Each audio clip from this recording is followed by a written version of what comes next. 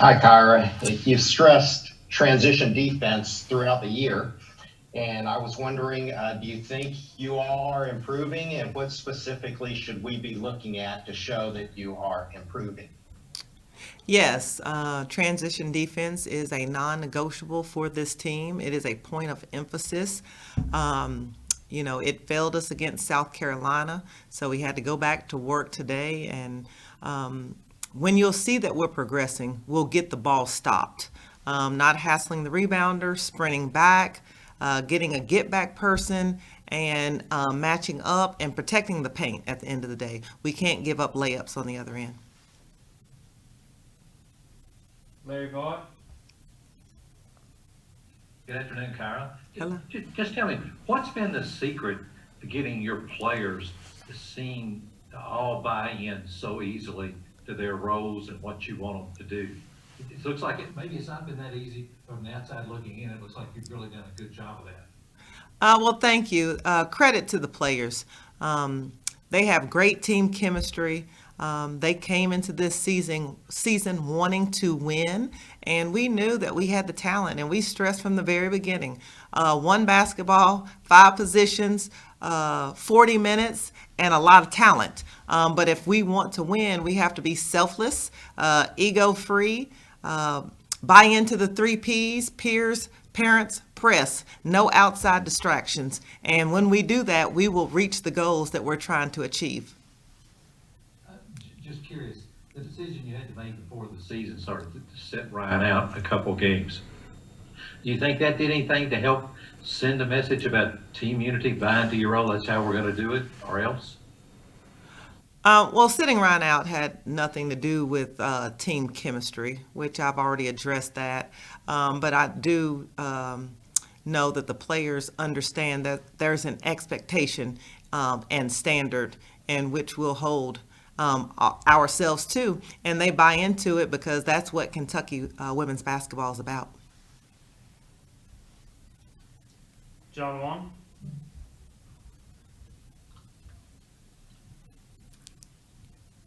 Kyra, along the same lines of that, I mean, when you think about this team and what they've had to go through, it's not every day that you get a new head coach coming on board.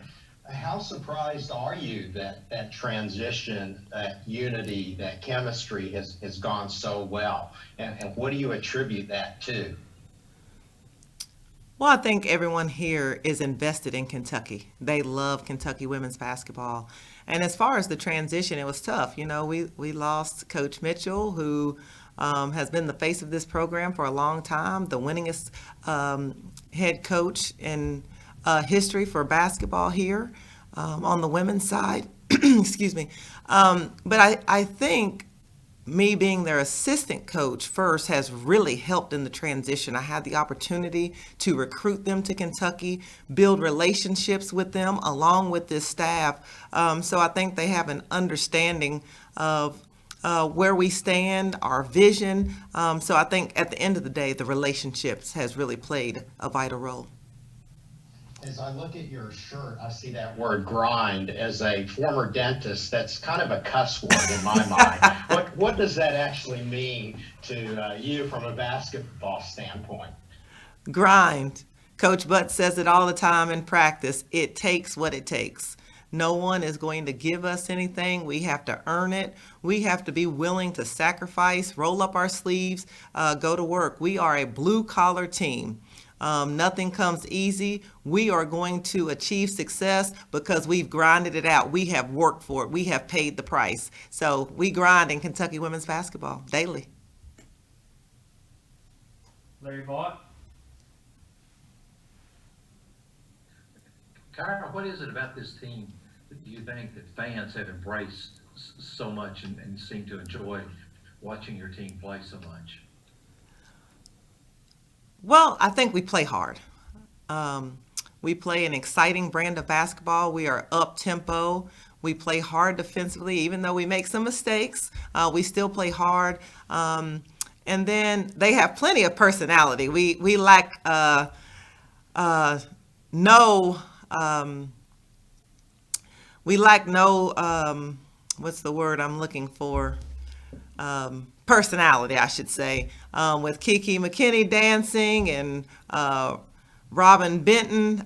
She gets the crowd into it because she's so enthusiastic. So I just think the personality and then what the players do off the court, they are really engaging to this community. And they give back and they give of themselves. And I think people embrace that. I know you even had some special kids announce the starting lineup Sunday. Kind of how did that come about, and how much did your players enjoy that? Our players loved it. That's what I love about this team. They really want to give of themselves, and it's bigger than basketball. And those young kids were so excited to meet our players and engage with them.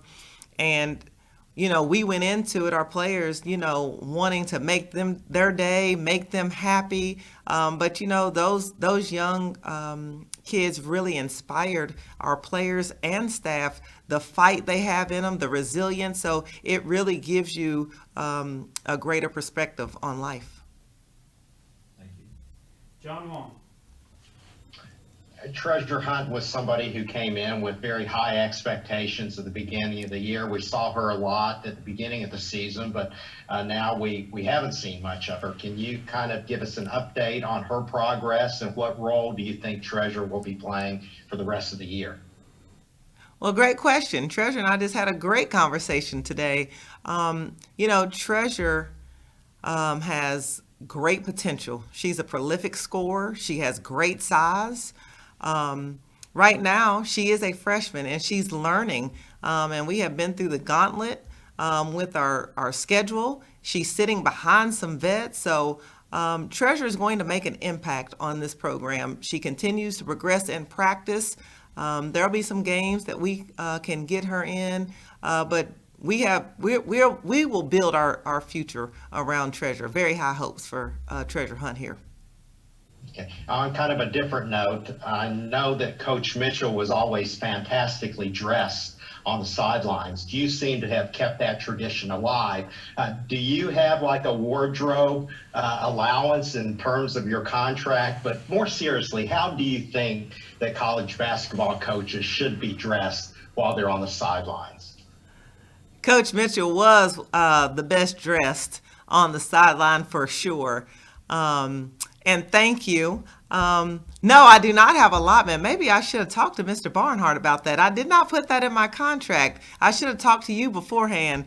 And as far as how people are dressed, it's up to each individual. To coach good, you want to feel good. You just wear what you're comfortable with. Thank you. Larry Vaught. Kyle, are you surprised that sometimes though, I mean, again, I'm no fashion expert, but I'm listening on the national telecast and they're talking about your fashion statements and all like that. So are you dressing different than before, or is everybody just noticing what you're doing there? I am not dressing any different than I normally dressed. I guess they are noticing more because I'm standing up. But I'm thankful for everybody. Very, very nice. So you have heard some of that then? Yes, I've been getting tweets and text messages, so I guess people are noticing more because I'm standing up, but I'm not dressing any different. But thank you for everybody watching, and while y'all watching my outfit, I'm glad that you all are tuned in to watch a very talented Cats basketball team. Last one to John Wong. Connor, I guess we should ask about the upcoming game at Auburn. What can we expect, and how's the team going through the grind now of the SEC season? The grind of the SEC season, you said it best. The best conference in the country. And you have to take it one game at a time. And the most important game right now is Auburn because it's next on our schedule.